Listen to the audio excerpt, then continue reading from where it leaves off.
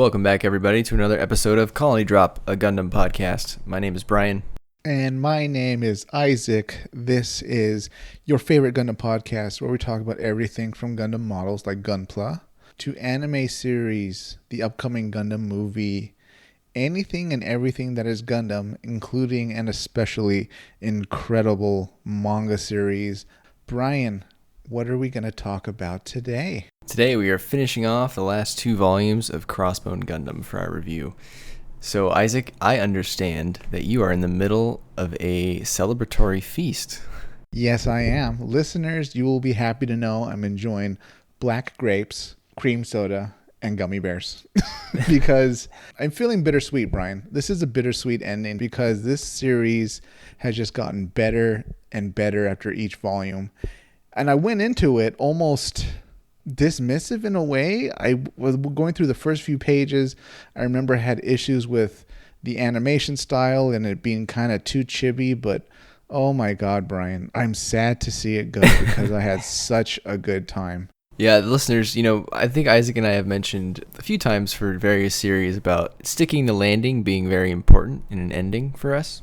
And this is definitely a series that really delivered, Isaac. I would say it really stuck the landing, wouldn't you? I would go further and say this is the best manga series in Gundam that I've ever read so far, and it's done a far better story than many Gundam series that I've seen. That's the highlight of this review. Crossbone Gundam totally delivers. We're going to go through it. I got lots of good questions for Isaac. Oh boy. So again, Crossbone Gundam has 6 volumes. We've already reviewed volumes 1 through 4. I would actually say that volumes 5 and 6 were probably the best 2 volumes. Would you agree with that, Isaac? I'll double down on that, Brian. This series got better with each volume. The stakes got raised. Characters they progressed through their arcs. Surprises showed up. And this series really went out with an epic bang. All in all, I regret not reading it sooner. And I regret having such a low opinion of it just going in initially based on the first few pages of their art style. Because, oh my God, this was so much fun. It was so enjoyable. The pirates, they really won you over there, it sounds like. Let's not get ahead of ourselves. I'm still kind of loyal to the bad guys. But I'm talking about the story in general. It was pretty great. But yeah, I mean, they might be pirates, but man, they can go toe-to-toe with some pretty powerful villains. So listeners, when we left off at the end of Volume 4, the Death Gale Squadron, the ace pilots of the Jupiter Empire, they were about to engage with our hero Kincade now, while Tobia had just stolen the X-3 from Sherry Ronah. Tobia took off in the X-3, screaming towards the battlefield, trying to go help Mr. Kincade, as he calls him. And that's kind of right where we pick up here, Isaac. I like that about this manga, that it generally picks up kind of right where you leave off every time, which is pretty refreshing. Sometimes people sprinkle in some time skips or whatever, a little cheating. That's a good point. Now that I think about that, when I've seen that in manga series, I never really investigated it, but sometimes I wonder if did the creator, the animator take a hiatus and then they return and they actually want to pick up the story a little bit further on based on what they were thinking about or what they've been brainstorming, things like that. Because, these artists aren't working around the clock. Maybe they take breaks or switch to other projects.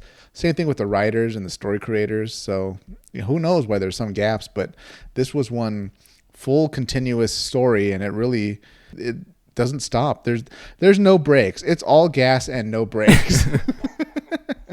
So buckle up, bite your lip, and get ready. So as Tobia heads into the battlefield to go help Kincade, Bernadette is also headed to the battlefield in that mobile armor called the Elegalea, which we first saw at the very end of Volume 4. And she's also got this squad of fairy bug-looking mobile suits from the Jupiter Empire escorting her with like a bug helmet called the Dionas. Did you remember these, Isaac? Yeah, I remember them. I didn't think it was so much a bug helmet as a bird. Oh, okay. I wrote down it could be bug or bird. You're on Team Bird. I called them Tweety Birds. They're deploying the Tweety Bird Squadron, which it was so bizarre looking. Let me try to describe it to the listeners. Imagine an angelic woman, but she's wearing a giant almost sports mascot stuffed animal bird head on top of her face, but her face is coming out from the mouth kind of area. That's kind of what these things look like. It was very bizarre, but at the same time, this whole thing's kind of a propaganda mission in a way, as we find out later. This whole little sending, Bernadette into combat. So this was very much, the princess squadron, right? They would want this going out with the princess just based on how they look. Mobile suits with kind of feminine type bodies. Yeah, they seemed ceremonial more than anything else, I would say. Yeah, and they fought ceremonial too, didn't they, Brian? Yeah, they didn't do too well. So Tobia comes screaming into the battlefield. Literally, he's yelling. And these Diona mobile suits, which apparently are the Jupiter Empire's new type squad, whether that's true or not, I don't know. I mean, they kind of just got their ass kicked. But they also hear him scream in space, and so does Bernadette. And here's where we get the first real good look at the X3, Isaac. It's got this huge-looking saber thing, which is actually called the Muramasa Blaster. What did you think of that weapon? I thought it was pretty neat. It was very unique. It's pretty badass. It's very much, all right, they always do this in Gundam, right? Like one of the coolest weapons, or the final boss weapons, always get rolled out towards the end of the series. So the Gundam's able to use it into the final hours of the remaining timeline. Yep. The remaining runtime. But this part in particular feels like it would be great animated. Like there was that one episode of Unicorn that either left off or started with Ensign Riddy coming in the Banshee. I feel like this is the equivalent from Crossbone Gundam when Tobia launches in the X3. That's a good point. Yeah. This is final act weaponry and mobile suit showing up. And so Tobia, he kind of reaches to where Bernadette is. He blocks some shots. We find out that he actually finds out that he has an eye field as a shield. He has one eye field in each hand. So unlike the X1 and the X2, which have normal beam shields, he has full-on eye fields, Isaac. So Tobia is getting he's getting the upgrades here compared to the X1 and X2. He's got the Muramasa Blaster and eye fields. I mean, this guy, he's lucking out here. Yeah, it was pretty cool seeing him actually being able to bend beams using the eye field. We never really saw an actual angle of beams being bent. I think when we see eye fields, usually they just kind of deflect or fizzle out, right? So this was cool seeing them actually bending away. And also, unfortunately, well, I mean, not unfortunately, because at least he has one, but the cooling time on the eye field itself, both of them, kind of means that he can't constantly be using it though. Right. I might get the times wrong here, but I think each one lasts for 1:45 seconds, and then it requires 2 minutes to recharge. So even if he uses 2 in a row, he's still going to be defenseless for 15 seconds, which actually will come back later on. But that's the biggest differences between the X3 and the X1, X2. X3 has these eye fields and the Muramasa Blaster. Other than that, though, they very much look like a Crossbone Gundam. Yeah. So Tobia's, on his way. He tells Kincade, hey, I'm coming for you, I'm coming to help. I'll be right there. And Kincade's like, nah, don't do it, man. Bera, she's already set the self-destruct on the Mother Vanguard. It wasn't going to make it. It's taken too much damage. So she's secretly going to blow it up, and it's going to be a cover for the entire crew to escape. So that's kind of big news, right, Isaac? I mean, I think last volume she did say, all right, everyone, let's just kind of escape. But I don't think did we know yet in volume 4 that she was going to blow the thing up? No, I don't think so, but they've taken so much damage already, right? They're surrounded, they're in combat. They're really one ship, which in previous Gundam series, the main mothership or whatever, whether it's the Ra Kailum or the Albion or what have you, whenever it's in the final battle, it's always part of a fleet. So it's not necessarily the main target of all the other enemies, but in this case, since there is no Crossbone Vanguard fleet, there's just their one ship. It's literally the target for every other capital ship they're fighting and every other mobile suit they're fighting. And their sort of luck this whole time of, we are one ship, but we're a great ship and we kick everyone's ass. That luck has kind of run out, given the whole Federation is shooting at one person, basically, and it's them. It's a hard ship to miss, too, if you're a gunner. That's true. You can't get it confused for anything else. No, that's definitely the enemy ship. But surprisingly here, Isaac, the Deathgale Squadron backs off, and they allow a new foe to approach, which is Zabine. He's back. His X2 has been rebuilt a little bit. It's got bigger crossbone, boosters on the back. And he's got this enormous rifle, which we didn't really see him use too much, which is kind of a shame. But he kind of skulks through the smoke here, and the panel of him sneaking through the smoke with the crossbone sticking out is just fantastic. It really reminds me of that scene in 083 when the GPO-2 is walking through the burning wreckage of Torrington Base as Gato's escaping. So I think this would be another great part if this manga was ever to be animated. I know you already liked the X2 before. How did you think about the new version of the X2? It was pretty cool, and I like that they clearly gave him a weapon that balances out what the X2 was lacking. Because it was never big on like ranged combat. So whether they gave him that big rifle. Yeah. So now that Zabine is here, he reveals that the Deathgale squad promised him that he could have his one-on-one match with Kincade. But he seems to want to duel Isaac because he drops his rifle, he drops all of his beam shields. He just kind of wants to go hand-to-hand. And Kincade kind of just automatically agrees to it. Did you think that was odd? I mean, I'm trying to think, like, is this an aristocratic way of fighting? Could be. I mean, it's essentially a duel, right? Yeah. Yeah. So it's very Zabine, or at least neo-Zabine, right? Yeah. Because we'll get to, like, our small list, I guess, of negative thoughts about the whole series overall, but this still feels like such a weird Zabine. Like, this might be Zabine's cousin because of how different he is. But I don't know. My headcanon is that this was a very aristocratic way for Zabine to fight. Just mano a mano. We'll duel it out. Right. And before we get to see the duel, we flash over to Tobia and Elegalea again. So he's kind of just shredding through these Dionas. And it's kind of funny, Isaac, he can't figure out how to turn on his Muramasa blaster. So he's still using it kind of just like a club instead of turning on the beam spikes on the side of it. And he literally had the safety on, which we find out later, which is kind of funny. But from inside the Elegalea, though, Bernadette tells him to fall back. But then the Elegalea fires on him. So, you know, if you think, okay, well, Bernadette's piloting it, how is that possible? It turns out that one of the Crux bio units is piloting it, Isaac. So we're going to get to see our first mobile suit duel with one of the Crux bio units. Yeah, that was quite the twist. Because I remember in the last volume, in 4, they told her as they were putting her in the cockpit, there's actually nothing you need to do.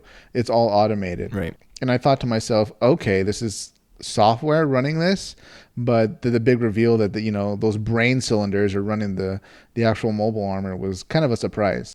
And what did you think about the Elegalea? I mean, I thought it was pretty cool looking. It's kind of like a big Zom, but like more modern-ish, and it's got like this big tail arm scorpion thing, but it also has real arms. It's got a mono eye.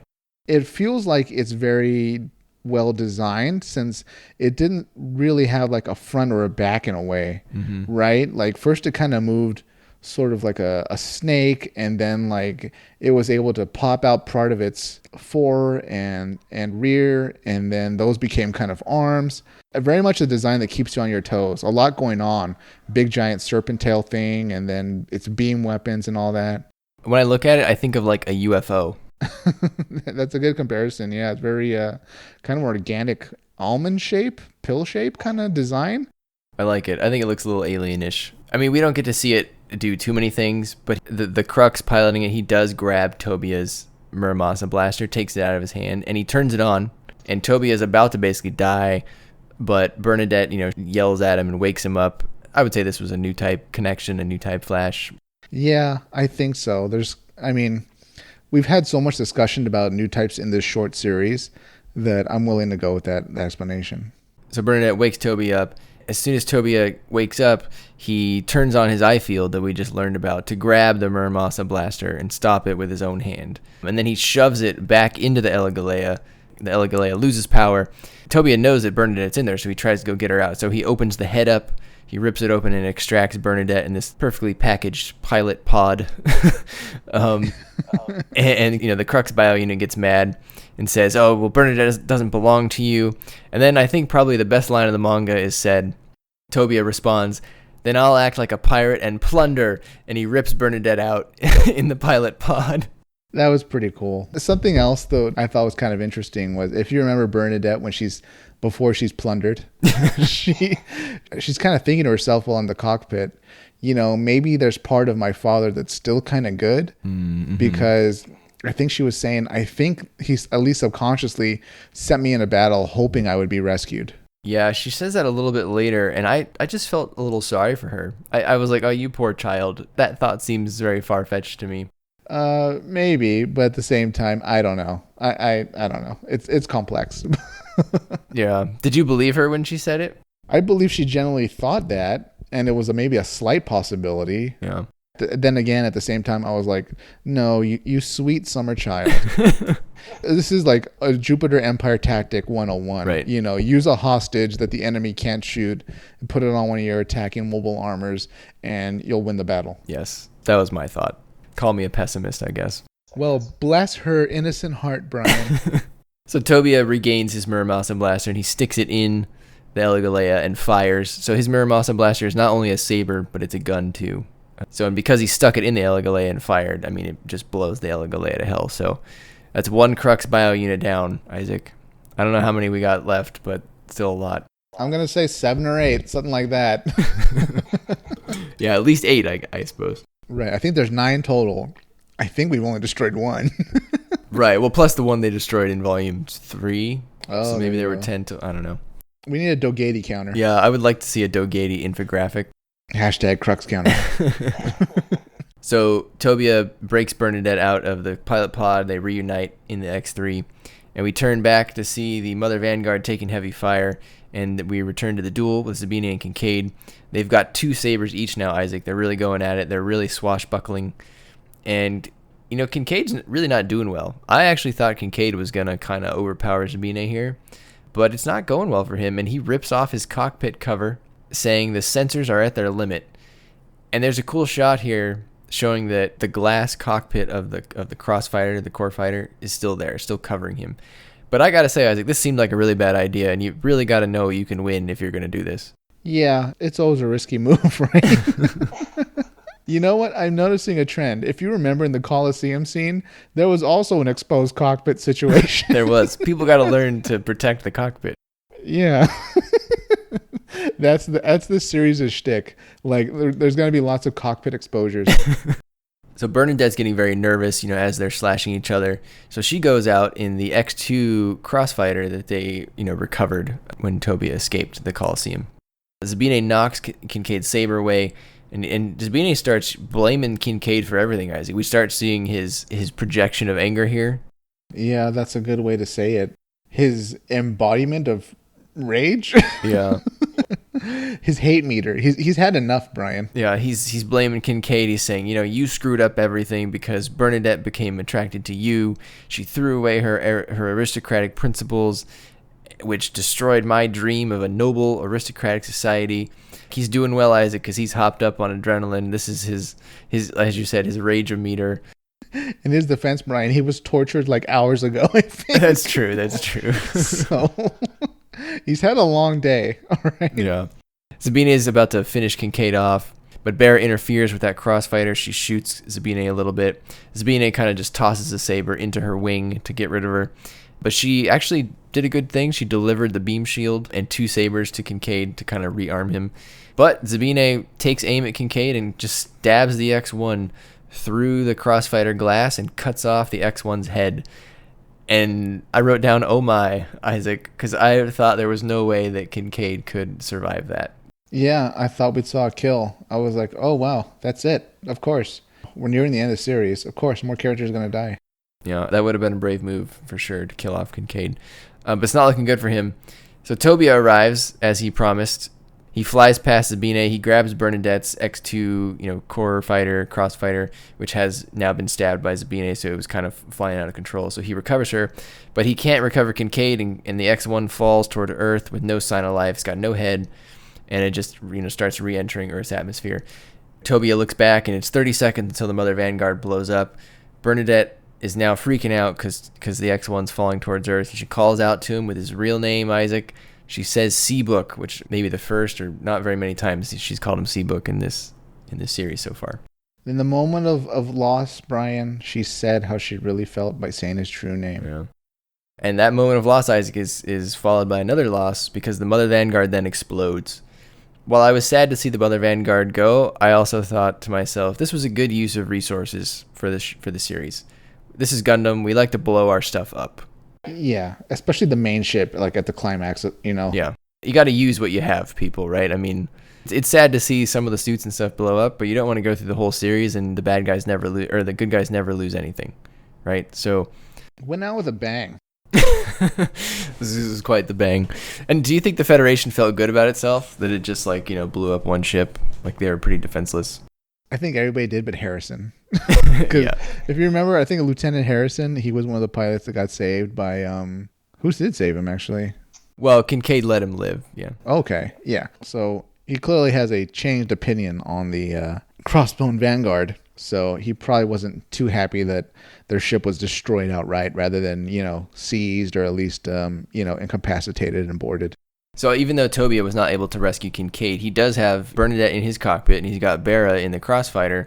He must have at some point gotten into a re-entry capsule, and he's now touching down on Earth. And Tobia gets out, and he sees a deer, which spooks him. He's now literally on Earth. And 10 days later, we get a little explanation about what happened. We flash forward a little bit.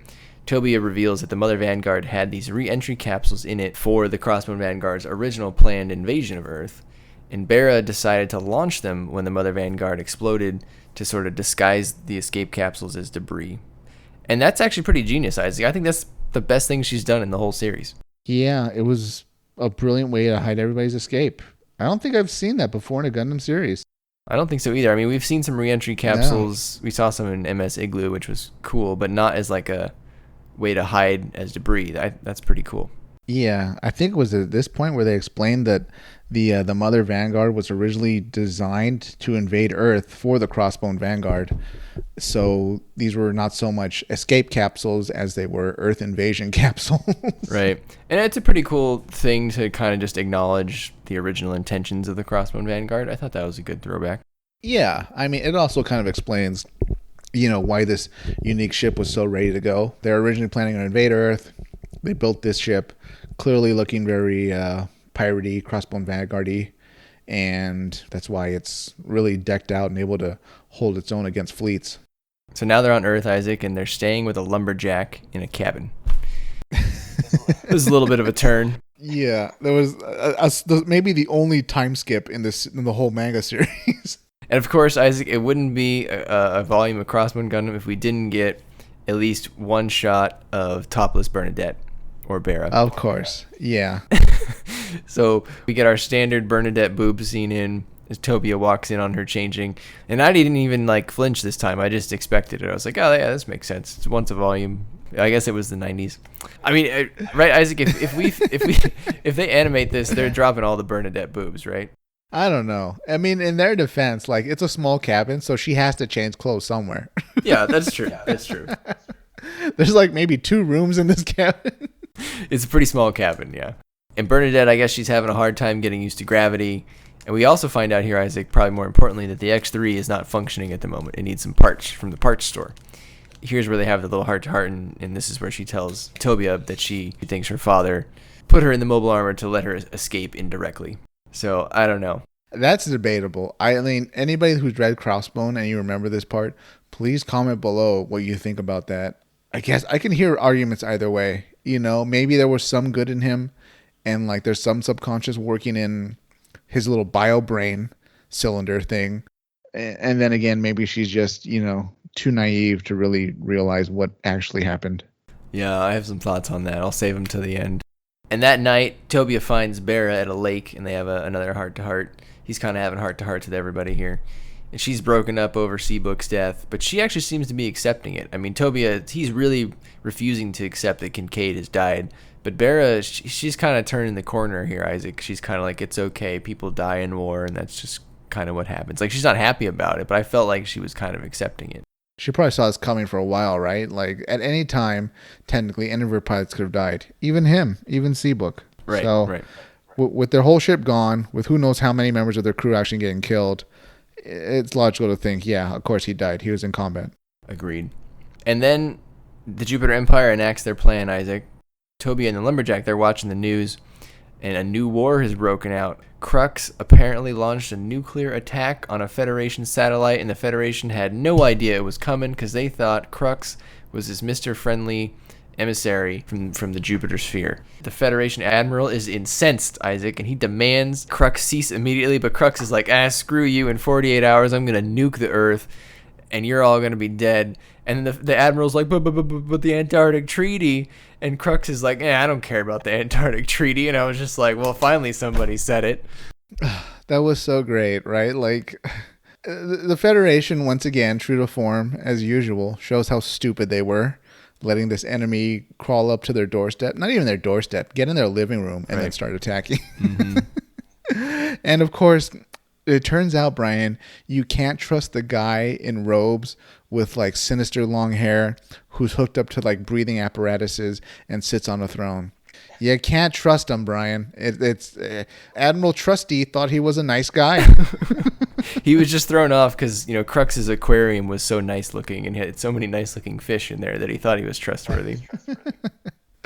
Speaking of fish, and not to sidetrack us, but something I realized about the fish, like it's almost the ultimate wealth and power flex in the Jupiter Empire.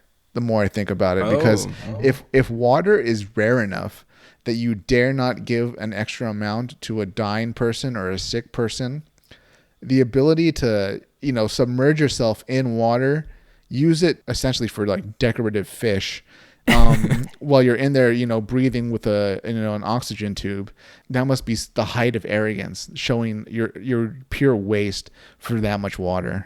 That's a good point. I did not think about that. It reminds me kind of a Blade Runner 2049, how like water is incredibly rare.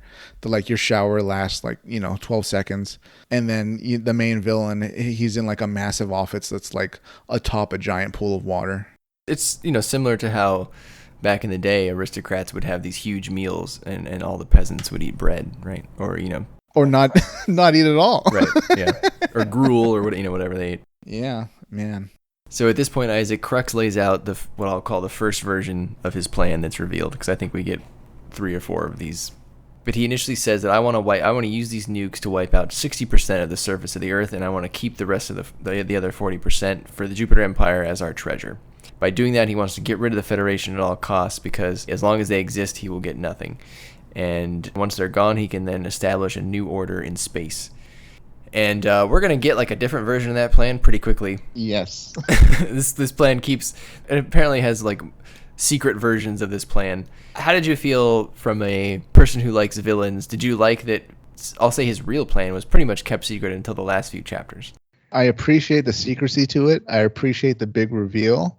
It's certainly different than what we get from most Universal Century enemy factions. At the same time, I don't know. I kind of would have liked maybe a super weapon doing the destruction, not so much just nuclear weapons. That seems a little old-fashioned for Gundam. But, it was interesting, and I bought it. I was like, okay, yeah, he's going to, take his people to their promised land, wipe out, all the Earth Federation on Earth, and then they'll take over the small patches that aren't irradiated. I thought they did a good job of keeping his plan a mystery, and then like yourself, I think I bought it by the end. I was like, okay, I think you did a good enough job convincing me. Yeah, I'm kind of curious though, Brian. What were your thoughts on the 48-hour timetable? I was going to ask you the same thing. I don't know. Okay. They didn't really explain that, so I would consider that something they didn't explain very well. My headcanon for that is he has X amount of nukes, and he wants to destroy Earth while at the same time fighting the Federation and all that. He needs to, with orbital mechanics and all that, whatever, he actually needs to get his ship at a certain point in Earth's orbit in order to hit all the targets he wants to hit. And true. It'll take 48 hours to actually do that. That was kind of the reasoning, I thought, as opposed to, why not just launch the nukes now? What are you waiting for?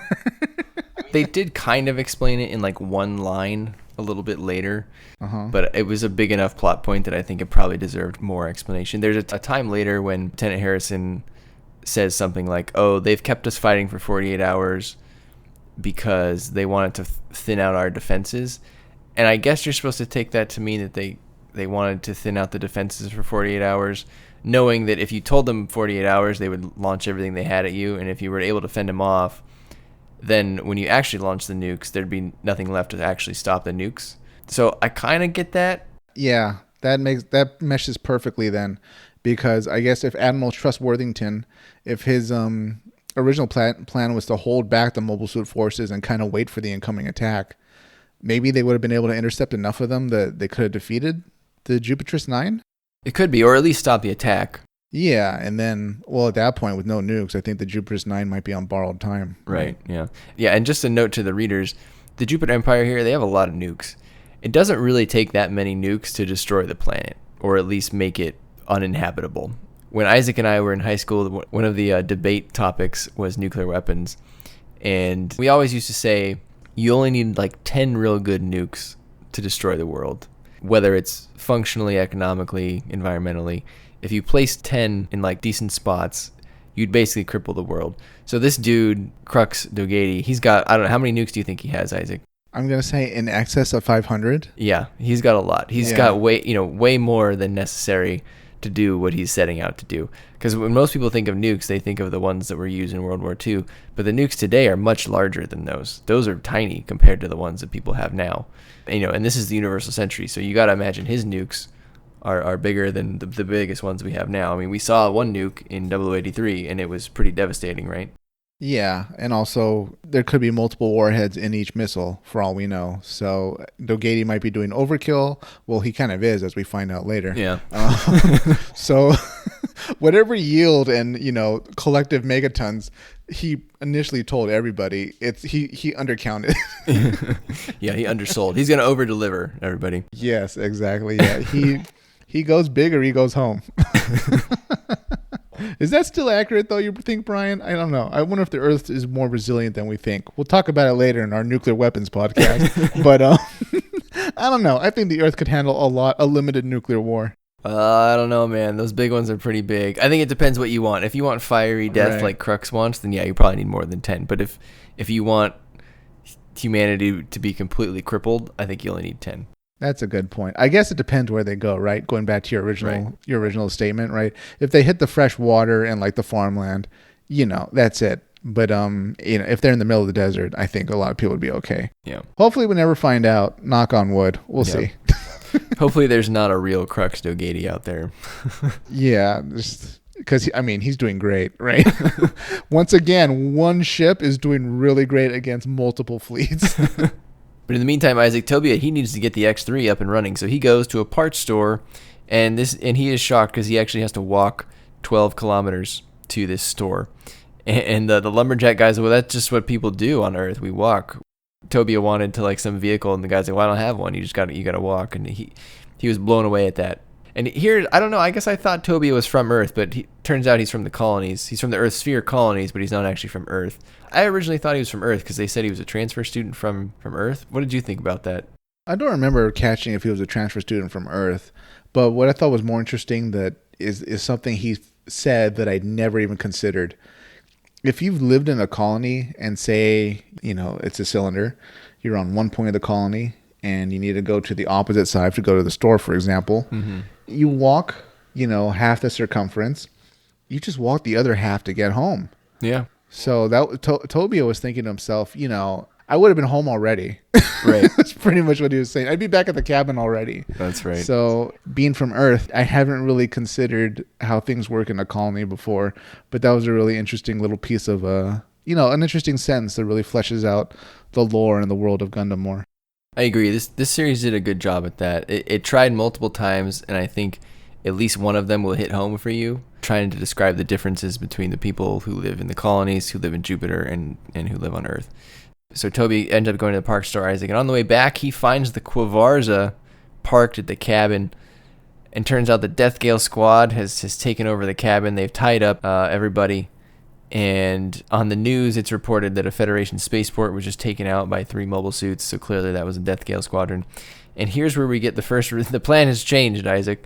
So your pal Giri reveals that the 40% that Crux told us earlier was a lie, told to their own Jovian followers. So the 40% that he wanted to keep as treasure was a lie. He now reveals that he has enough nukes to destroy 100% of the surface of the Earth. Nothing will be left. And his plan is to transform Earth into a planet of death, and getting rid of the Federation is just a side effect. So were you shocked at this revelation, or how did you take this? Yeah, I was a bit shocked at the whole promised land, or we're gonna take over Earth for the Jupiter Empire, and we'll get all these resources, and we won't have to live under such Spartan conditions.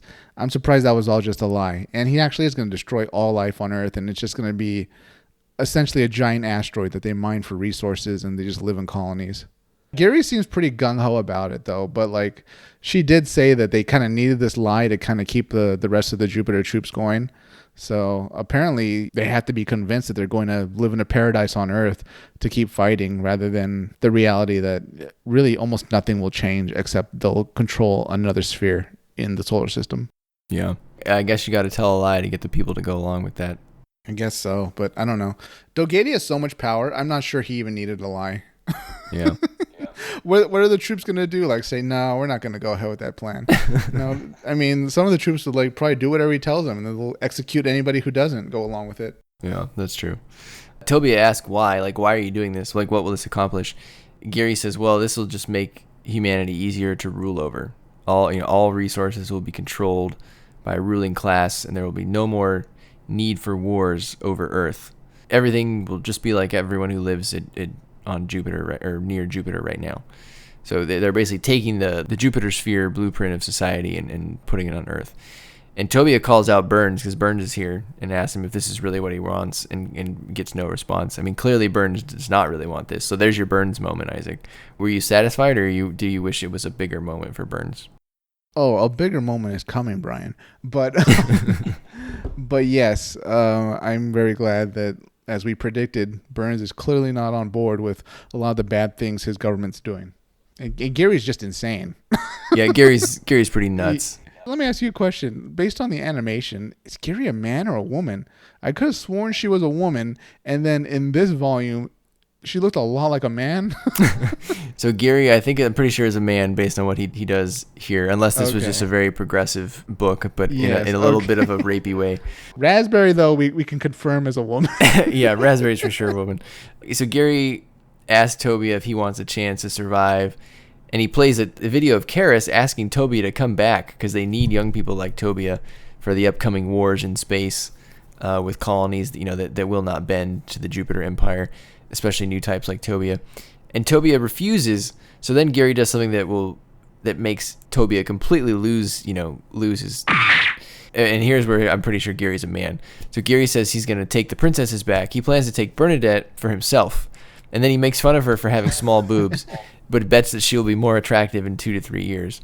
Jesus Christ. I don't think that one's going to make it into the anime, everybody. I think that line might be cut.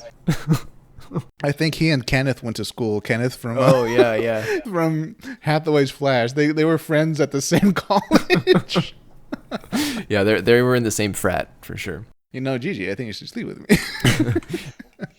This just sets Tobia off, Isaac, and he goes into rage mode, and he's tied to a chair right now, but it doesn't matter. He gets up and he decks Gary, and the troops are about to shoot, but then the lumberjacks. Oh, by the way, the lumberjack had a pet ape.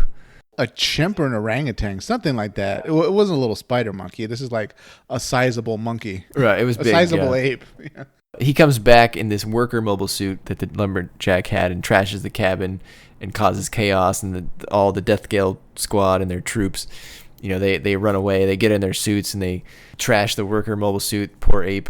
Tobia and the lumberjack, they get in the X3, try to get it working, and it's not working. The new parts aren't working, and then the lumberjack does the classic thing, Isaac, where he just hits the controls until it boots up. Classic maneuver. And then we get a good fight here between Tobia and the Death Gale squad.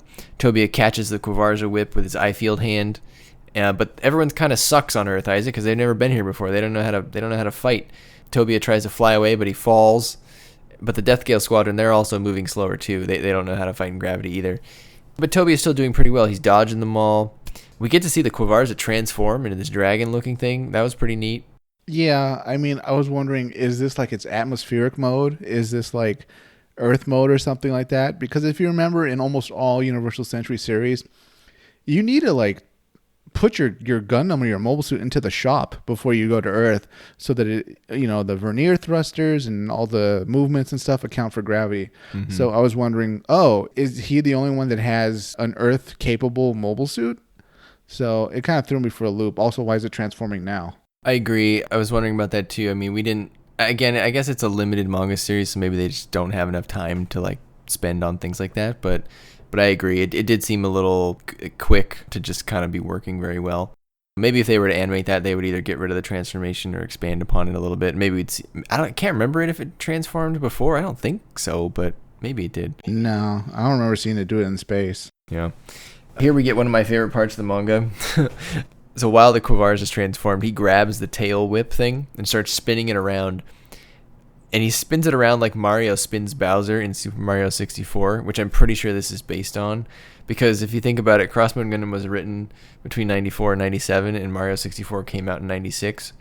And this would have been about that time, and Mario 64 was like a big thing. So I bet this is based on Mario spinning Bowser. That's my hot take for today, Isaac. I'll buy it because, like, Geary was very surprised that his tail got grabbed. Like as if it was impossible to actually do that. Mm-hmm. And yeah, he started being spun on like a top. He spins the Quavarza into the Abajo, just like, you'd spin Bowser into the bombs. Tobia plunges his crossbow knives into the Abajo, tells Rosemary to get out, and then shoots it with his Vulcans from point blank range, just kind of destroying the Abajo. So now one of the Death Gale squad is done. And I'll also, Isaac, I want to point out here, there were so many opportunities for Rosemary boob bounces in the animated version of this that I can't wait. They're just going to be off the chart. Every time they cut a Bernadette boob shot, they're definitely going to replace it with a Rosemary boob bounce. That's my prediction here. Probably just to and fro, right? Left and right, just swaying around. You thought Seed had a lot of boob bounces, listeners. Wait till they animate Crossbone and you meet Rosemary Raspberry. Wait till they get to Earth's gravity and she has to account for that. So the only person he hasn't fought yet is Burns. Tobia evades kind of that shield spike ram attack. Poor Burns. He has one move. Yeah, I really think Burns got the short stick. I don't know. I guess if they were to animate this, I kind of hope that Burns would get something better. The Tortuga is just a little boring for me. Yeah, if you remember when he was assigned to the Tortuga and the Death Gale Squadron, he was so not enthused, right? Right, yeah. Like, he had to do it, but like maybe they picked him because they knew he wouldn't complain, He was ace number 7 that they asked to do it, and they got to him and he was like, finally, somebody said yes. Yeah, I mean, he got notoriety for going toe-to-toe with the Crossbones, which are known for their maneuverability. And then you give him this thing that can't maneuver. Right. And the mobile suits he was previously piloting were they were quick. They had guns and stuff. Right. They were kind of your general purpose, space combat mobile suit. And then they put him into essentially a movable wall. Tobia does something pretty smart here. He gets away from Burns. He hides in the capsule, but he hid the Muramasa blaster in the capsule and pokes it through into the Tortuga, causing the goo to come out, which then sticks Burns to the capsule and he can't get away. So Tobia just goes around and stabs the Tortuga with the Muramasa blaster and kind of just punches it in deeper. This is just another example of how good the fights are in this manga, Isaac. They're just very, very detailed. It's not like he just slashed the Tortuga to win, right? There was this whole plan where he hid the blaster in the pod. I just think that's very creative, and that makes it fun to read rather than just slash and one of them kind of gets through. Yeah, it was also pretty brilliant too, right? Like if he left everything at the cabin and something happened at the cabin, everything would be found there, right? So leaving it at the pod, and for whatever reason, the Death Gale Squadron didn't even check the pod. Actually, did they know about it, or they just... They may have seen it. I don't know if they went inside and looked at it. So maybe they saw it and they were like, no one would leave their mobile suit at the pod. It's right. Useless now that it's on Earth. And then they just went to the cabin. Or they never saw it and then wouldn't know to search it. So, but in any case, yeah. Not only was it cool that he hid it in there, but he didn't bother leaving the pod to use the weapon. He just went through the wall. Right. Absolutely. So he's taking out the Abajo. He's taking out the Tortuga. So the only one left is that Quavarza. And the whip wraps around his neck. And Tobia's kind of pretty much, he's stuck here, Isaac. He's going to die. I mean, Geary's got him wrapped up. He's going to shoot him in the back, right into the crossfighter. But a mobile suit comes flying above the woods. It's got a cloth wrapped around it, around its head. Pilot says, "Wait for me, Tobia." And his face is bandaged. I mean, it's got to be our pal, Kincade, right? That's right. It's Seabook. He's back. Seabook lives. And Tobia gets a telepathic message, a new type message, telling him to relax and lower his top thruster. And so he lowers his thruster and it bonks the Quavarza kind of on the head. It knocks the Quavarza into the ground right as it fires its beam weapon. And basically just, everyone falls over. And the X1 comes flying in overhead and it uses its own whip against the Quavarza whip, which cuts off the cloak to reveal the X1. So now we're confirmed that we're dealing with Kincade here. And Geary thinks, oh, this is impossible. And he fires, and Kincade jumps. And again, we get another good battle detail here. Kincade jumps high and throws the cloak as a decoy. Geary can't see now because the cloak is in front of where the X1 was, and he slashes at the cloak, but Kincade goes low and plunges his own whips into the Quavarza, turns them on, and it turns out they spin like drills. Isaac, did you know that? Did you expect that? No, I didn't. This came out of nowhere. Well, I don't think Geary expected it either because it totally just wrecked the Quavarza. Yeah, it's gone. Yeah. So listeners, Geary lost a big time. He got drill whips. Finally, I guess he won't be drilling Bernadette. Oh. That's what you get. You got to come uppance. Just the uppance. Delivered by Seabook. So Kincade gets out of the cockpit to reunite with Tobia, but Geary gets out too and points a gun at them. Kincade draws his own gun. Geary says, I can't go back to Crux now with this failure. And he points the gun at himself, Isaac, further revealing Geary's sort of mental health problems. But Burns actually grabs the gun and stops Geary. I thought that was a good touch, right? Yeah, that's pretty cool. Yeah, so Geary will live to fight another day, I think. I think he's in one of the sequels, the Steel 7. Oh, wow. As a good guy or a villain? Did they Zabine him? I don't know. We'll find out in maybe 3-4 weeks here. The Federation arrives, so Tobia and Kincade fly away, back to Barra. And it is revealed that he now has what, Isaac? He's taken some damage to more places than just his face, unfortunately. Yep, and he has a metal right hand. Yet another Star Wars reference. I mean, they just keep piling up. Dogatie is Palpatine. Comment below if you agree. And at this point now, the Death Gale Squadron, I mean, they've kind of been neutered, right, Isaac? They have no more suits. It can't be a squadron without suits. Yeah. So the lumberjack's like, well, I guess you can stay in my friend's cottage. We have to listen to the news again, Isaac. We now learn that we have 24 hours left until Dogatie launches his nuclear assault. But we also learn that the Jupiter Empire forces apparently are great and the Federation apparently sucks because all Federation bases on Earth have been rendered inoperative. I mean, the more I think about it, the more this is a case of the Jupiter Empire really surpassing Xeon, right? For all Xeon's power, they never completely wiped out every Federation base. But apparently the Jupiter Empire has. I mean, does this mean Jabro has been taken out? If Jabro's still a usable base at this time? And yeah, I mean, I guess they didn't show us to what extent they had been rendered inoperative. I mean, I assume that doesn't necessarily mean that the base was blown up, just that its ability to launch mobile suits or, capital ships into space had been taken out. Yeah, that's probably the best way to put it, right? Because at the end of the day, Jupiter Empire is one ship. So I don't think they can necessarily put troops on the ground at every base. So I'm sure they just lobbed missiles where they could or beam attacks. But you're right, though. I mean, Jabro has to be on the list. You'd have to start with that one almost, wouldn't you? Maybe. I don't know at what point in the timeline Jabro was no longer used, or maybe was relocated, or they didn't see the need for a deep underground base like that. But it's certainly possible Jabro got taken out for once. Another thing to think about too is that there haven't been really that many conflicts in the last 10 years. Yeah. So they could have just been not prepared. I mean, yeah, clearly they weren't. Dogatie was so close to Earth and, shaking hands with Admiral Trustworthy and everybody else, doing his tours of the colonies and all that. So I guess he timed it right. He needed those 48 hours. Everybody's in position. Who do you think was more of an idiot? Admiral Trustworthy from Crossbone Gundam or the Admiral from 0083 that arranged the naval review and put himself in the middle where he couldn't get away? I'm going to say Admiral Trustworthy, and I'm going to give Admiral Earl Grey not a complete pass, but half a pass, because above him there were Jamatov and other admirals who were clearly conspiring against the whole situation. Mm-hmm. So that factor kind of gives him some forgiveness for thinking they'd be safe. Okay, that's fair. Yeah, I mean, I guess you're right. Admiral Earl Grey wasn't playing with a full deck, right? It was rigged. Admiral Trustworthy, though, there's almost no excuse for why this situation happened. I don't even think they inspected the Jupiter's 9 when it showed up. Clearly not. Yeah, you would have found nukes in the first hour, right? Hey, what do you got here? Oh, no.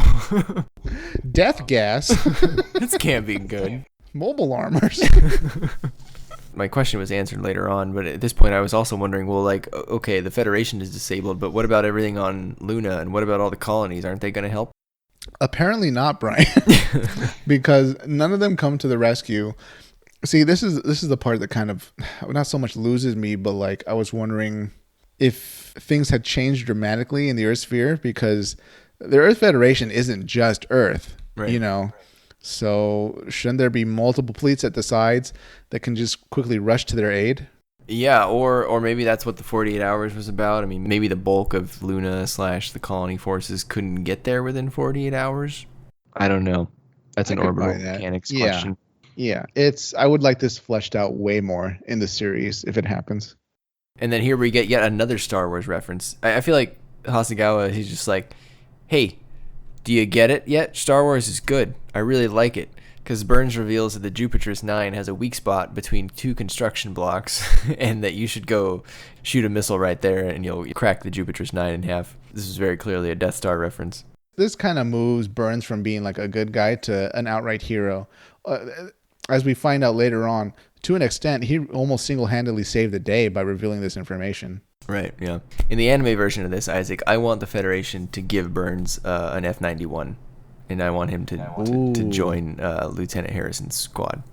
Oh, that'd be pretty cool. Yeah, yeah. And he needs to live. None of this nonsense where like he switches sides and dies. You know, Burns needs to live.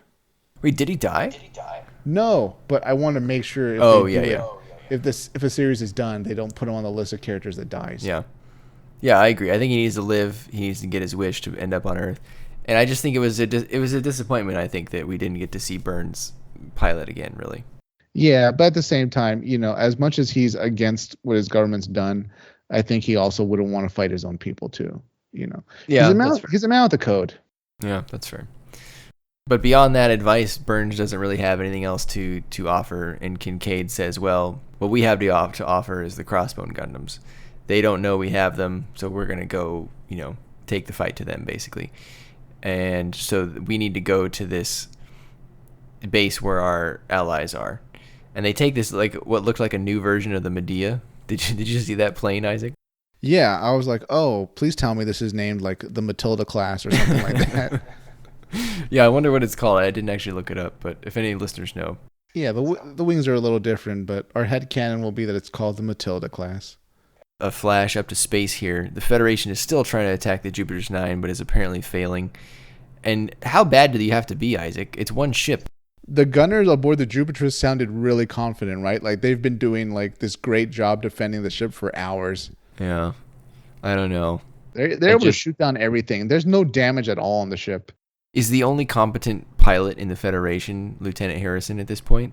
I'm going to say maybe not. It might just be a case of them being outclassed by what the Jupiter Empire built. I'll give them some credit, right? Because they're using F-91s. I don't think they have a ton of budget either, because if you remember, the fleet that shows up to back up Sherry, they had balls. So it's true. Yeah, and most of them aren't even using the F-91s. They're using, I think, the heavy guns. Yeah, which did horrible against Den and Zons. So I'm going to guess that the Jupiter Empire has built way more capable weapons. And yeah, this is a case of just being outclassed. No matter how good your pilots are, the machines that the enemy's using and you're using are on different levels. We do get a scene here where Crux is surprised that Karras isn't worried that Geary didn't return. And Karras says there's no point in worrying about people who've been defeated. Which, man, Karras is just like, he's a psycho, man.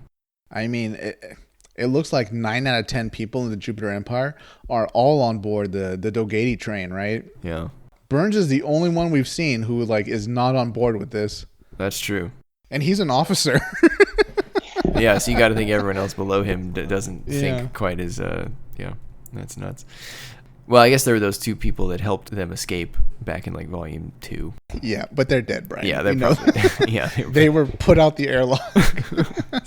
Shortly after the volume ended, off screen. Within minutes. So Crux assigns the new type squad to Karras that formerly escorted the Eligalea, I think.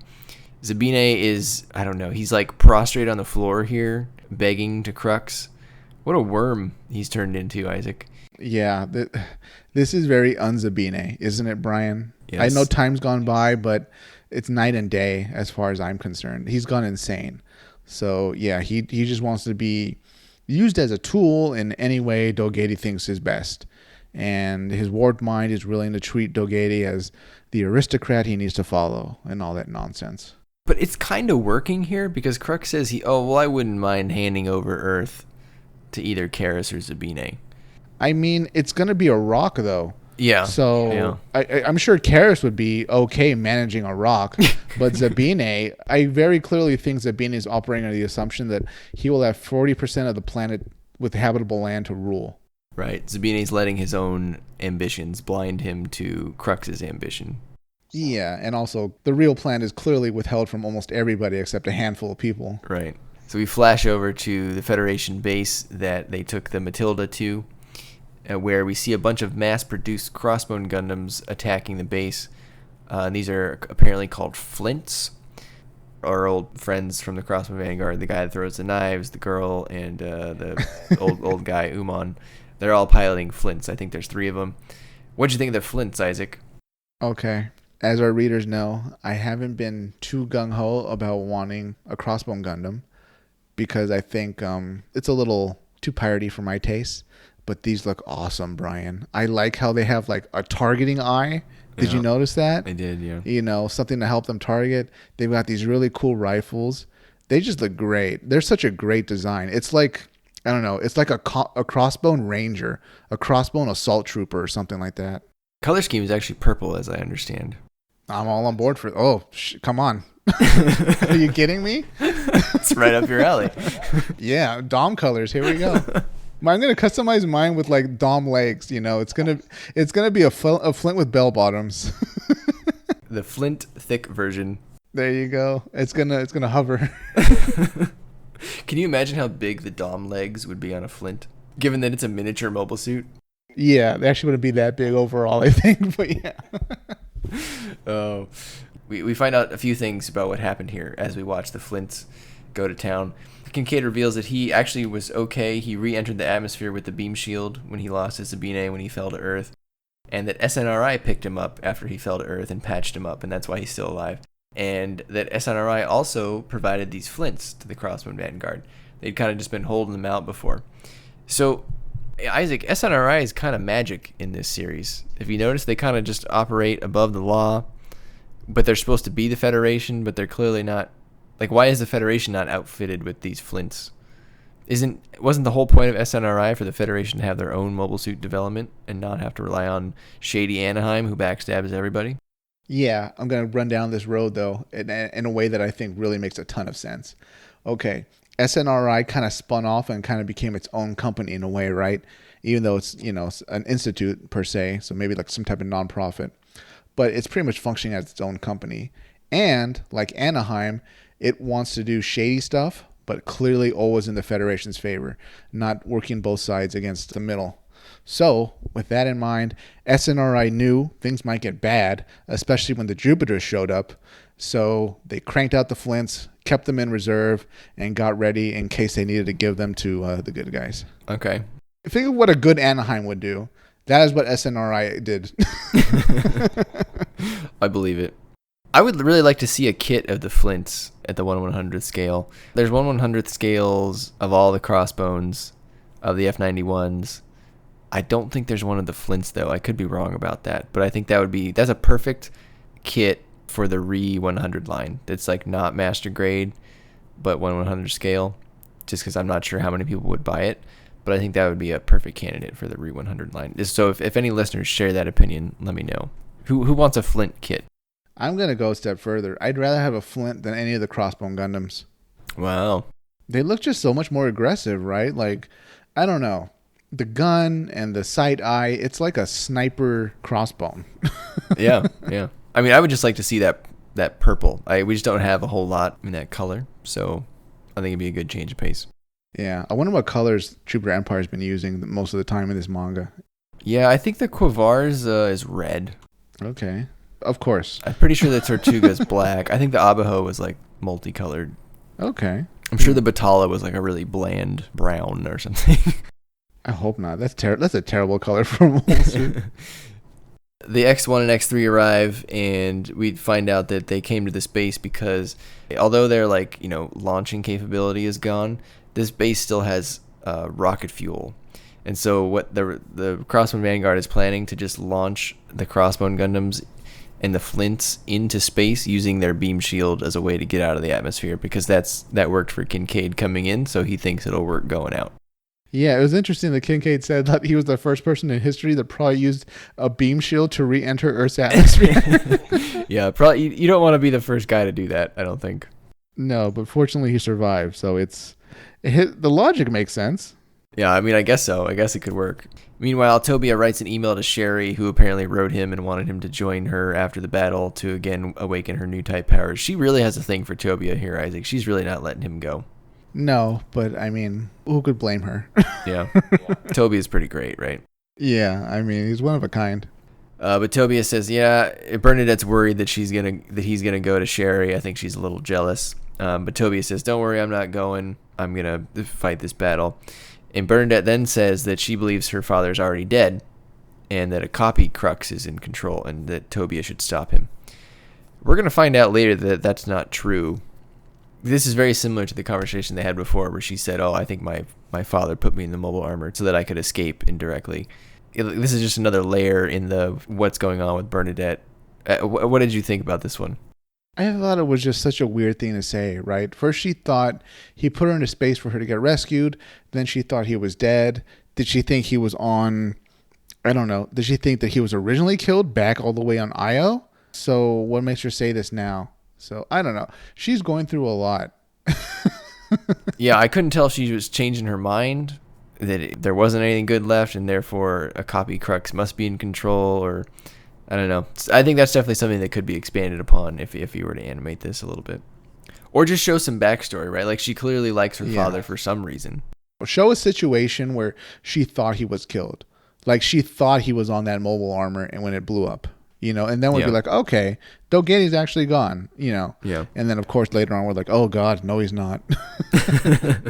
But here Bera starts freaking out a little bit too. She asks Kincade not to go. She calls him Seabook again.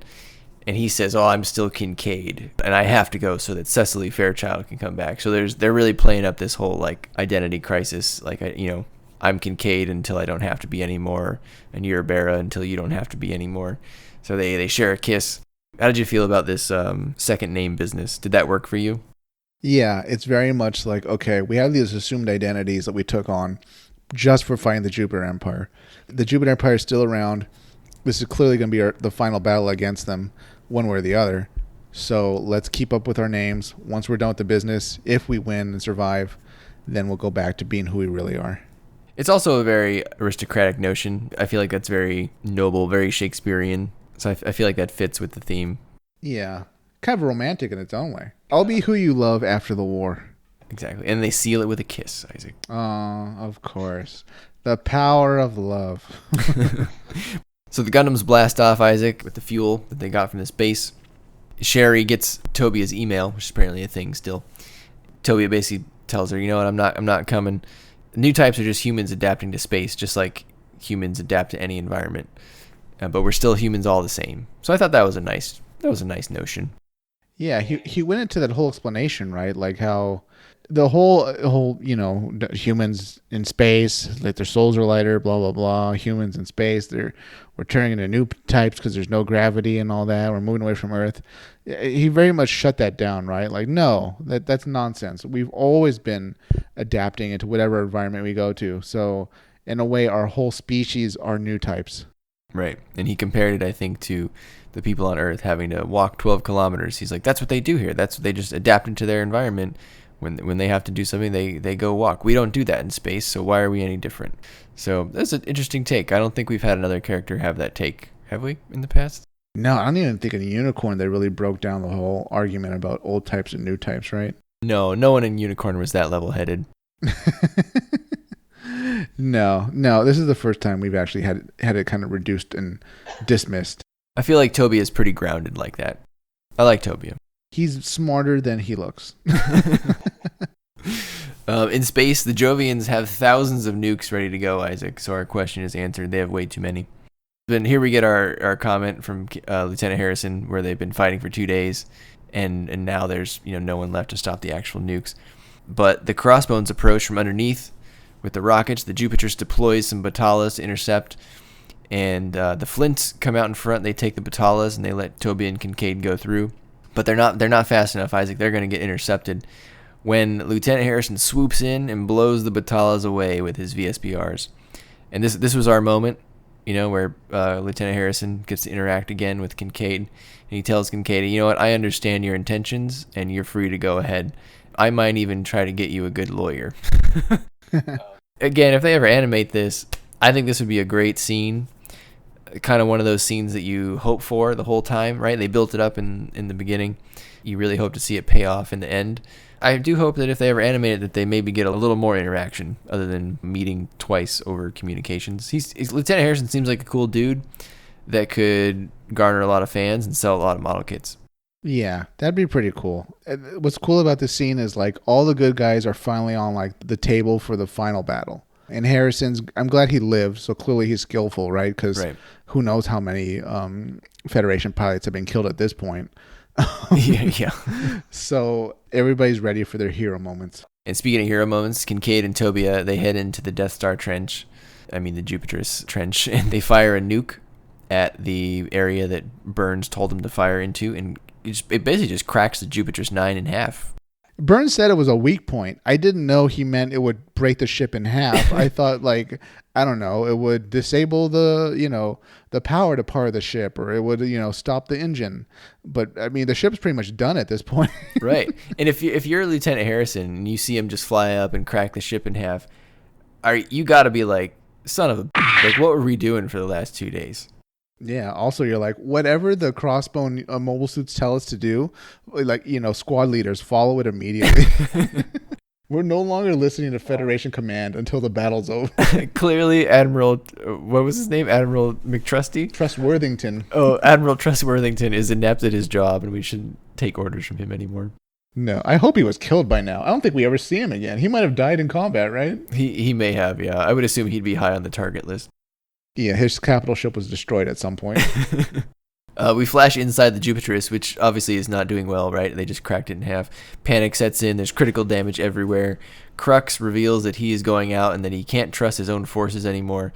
So 5 Cruxes, I think we see 5. I think I counted 5. Break out of their aquariums, presumably to go out into their mobile suits. But Isaac, when they break it out of their aquariums, I was asking myself, so did you even need to be in the aquariums then? No, exactly, Brian. It was all a flex. As we're about to see in the cockpits, there's no water in there. No. Yeah, so I guess you're right, it purely was a flex. I mean, it was the ultimate flex. In a society where water is extremely scarce, if you can essentially be in a pool while giving orders to people, you're just showing how superior and more powerful you are than them. Yeah, that's nuts. So Tobia is super excited now because they brought down the Jupiter's 9. But Kincade, he knows it's not over because Crux is still alive. So they boost in to go for the kill. But Tobia gets separated. And suddenly a wire attack shreds like a heavy gun next to Tobia. Maybe a few of them, actually. So they're like, uh-oh, something else is coming. And all of a sudden, Karis appears. Karis reveals himself in this mollusk-looking mobile armor, which I believe is called the Nautilus. Of course. Of course it is. And he's got some more Quavarzas with him. Tobia says, I don't want to fight you. I just want to stop Dogatie. And Karis is like, well, only the strong turn their will into reality. So if you want to win, you're going to have to defeat me. What did you think about the Nautilus, Isaac? I thought this was a very unappealing design. Yeah, but it's very Jupiter Empire, right? Because they had giant crabs. They had those mobile suits that had beam blade fronts that look kind of like fish. Yeah, that's true. Dogatie, he's always in an aquarium, so clearly he gave instructions to the engineering teams. Almost half of our designs, they either have to be skeletal or they have to be aquatic, sea life related. And they were like, okay, we'll do that. And this is what they made. He said, Karis is kind of my right hand man, so make sure he gets something really cool. And all right, we'll make him like a mollusk. And he's like, sure, just make it a mobile armor. Oy. So before we get to see the duel with Karis, we flash back to Harrison, and we get probably the coolest shot in the entire manga, Isaac. So Harrison's looking at the Jupiterus, and something huge and sinister is emerging. It's a giant mobile armor called the Divinidad. And again, this feels like this would be a great scene in an anime version, possibly one of the most ominous things in any Gundam anime. The panel was fantastic here because you think it's just one.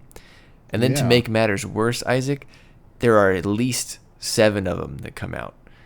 And you're just like, holy Right. One looked bad enough, right? One was massive enough that it dwarfs any mobile armor I think we've ever seen. And then, the buddies show up because they're all being piloted by the Dogatie clones or mandroids, whatever they are. Right. And these things look like, oh God, it's like, it's hard to describe. Kind of a skeletal, giant armed, pointy headed monster. Yeah, I wrote down angel-winged eagle warrior skeletons with massive talon hands. Just imagine, like, a god of nightmares. That's what this is. That's what this looks like. The god of nightmares. They are frightening. And I believe they're like a silver gray color, Isaac, so that kind of leans into the skeletal design. And it showing their power right out the gate. One of them, like, goes over to a clop that unfortunately was too close to the Jupitris, probably thought it could get closer now that the ship was broken in half, and it just uses one hand to crush it. Yeah, tears it in half. It's ridiculous. And takes no damage.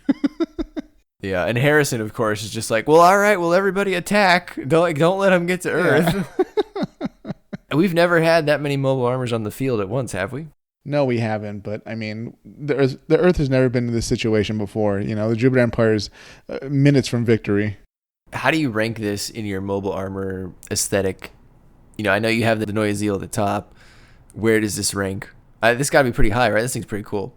I think in terms of power, this might be greater than the Neue Ziel. Oh yeah, well, it's also got like 50 years in the Neue Ziel, but I'm gonna put this right up there with the Neo Zeong from Unicorn. Scale wise, it's just as massive, if not more massive. Yeah. And it also has like a similar approach with the giant arms. Those talons look pretty impressive. We'll put it in its own category. It's a final boss level mobile armor. Yeah, that's fair. So Kincade tries to approach the Divinidads, but is stopped by none other than Zabine. He's back. They clash with their Zanbers, Isaac. Came out of nowhere. Here you get the sense that they're really going to have it out one last time. Before they do that, we go back and Tobia battles Karis, who starts comparing new types to the evolution of animals, saying that, the new species always becomes an enemy of the old species. And Tobia counters with his, we're all humans. Karis goes pretty extreme here. He says, no, we are Jovians. We are aliens. By spreading into space, mankind has created their own enemies. Were you expecting Karis to take such an extreme stance? No, I had a feeling he would show up again and say something specifically to Tobia, but what he said makes total sense if you look at the UC and maybe even all of Gundam, right? No aliens. It's just always a group of humans in a different area fighting another group of humans. We're our enemies. We're the aliens. We move away. We create our own new society, a new world, and then we clash again. And this is quite the battle. Tobia cuts pretty close to death fighting this monster mollusk. He kind of just shrugs off the Quavarzes. He cuts through all them. But Karis launches this wire. It's got these... They're like wired bits. Like pointy things. I don't know.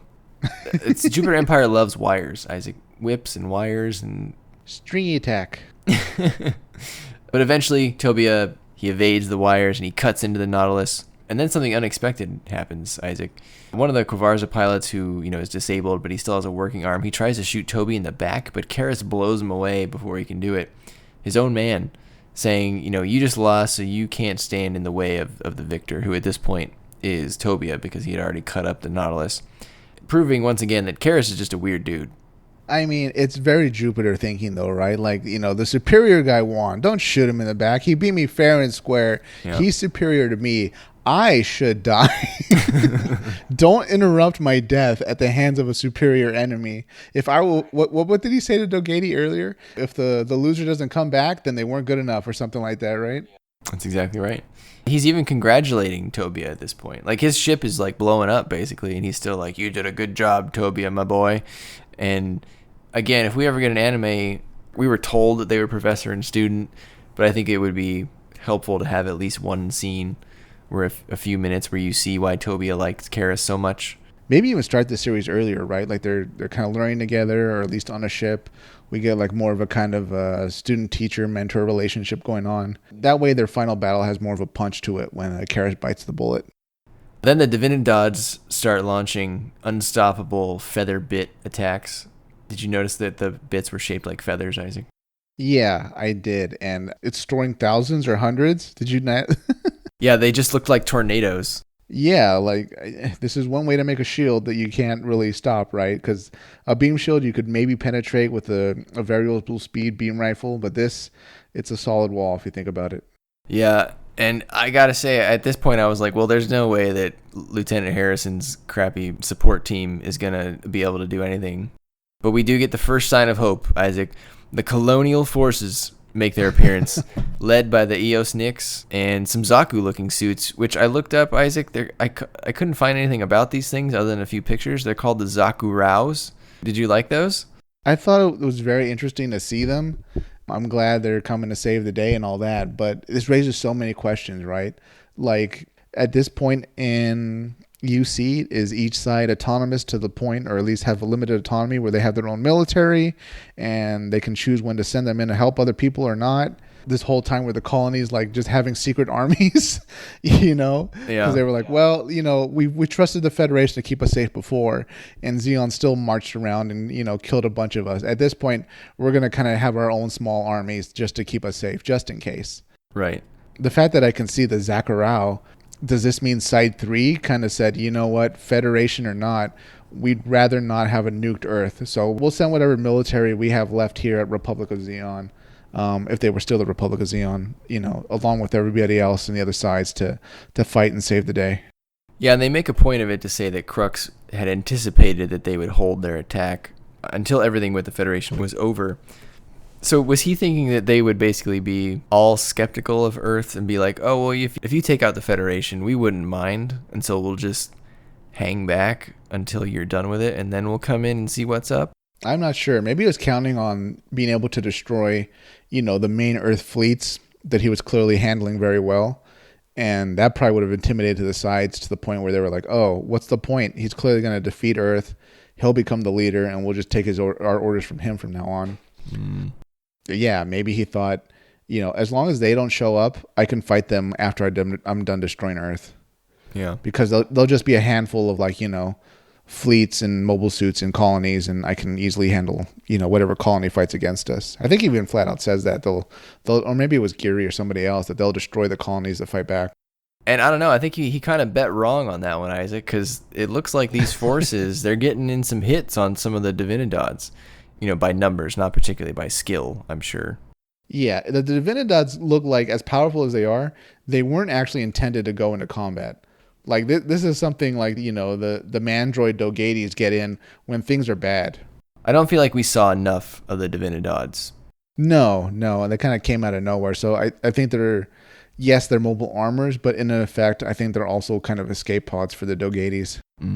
As far as the colonial fleet, do you think this was all Sherry's doing? Well, she was definitely at the front of it, so I'm sure she had a big hand in it.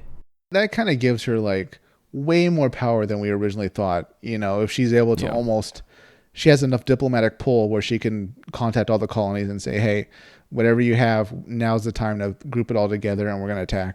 I guess just based on her philosophy, it does seem like the colonies would kind of align with her rather than the Federation.